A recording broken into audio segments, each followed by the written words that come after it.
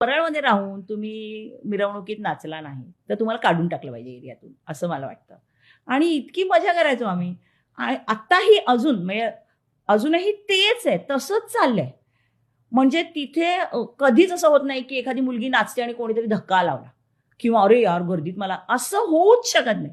म्हणजे मी इतक्या ठामपणे हे सांगू शकते की म्हणजे त्या एरियानी इतकं शिकवलं आणि एक कॉन्फिडन्स, कारण आम्ही सगळं बघितलंय. मी तलवारींचे फाईट पण बघितली आहे जेव्हा मी लहान होते तेव्हा, कारण आम्ही तिकडनंच आलोय ना, आमच्याकडे सगळे बाई लोक म्हणजे होते. पुढे बोलणार होतो पुढे. हो, म्हणजे आम्ही असं धावत धावत खिडकीतनं बघायचो. म्हणजे ट्यूबलाईटचा वापर कसा करायचा, म्हणजे सोडा वॉटरची बाटलीचा वापर कसा करायचा, तर ते सगळं आम्ही पाहिलं. भाईगिरी आम्ही पाहिली. त्याच्यामुळे आता ह्याच्यापेक्षा भाईगिरी काय असू शकते ना. तर ते म्हणून आम्ही मवाली, कारण आम्ही तेच बघितलं. तर सगळे असं म्हणतात ना, मला सतीश दादा पुळेकर असं म्हणतात, हा आला आमचा मवाली, असं ते मला मवालीच म्हणतात, कारण मी तशीच वाढले.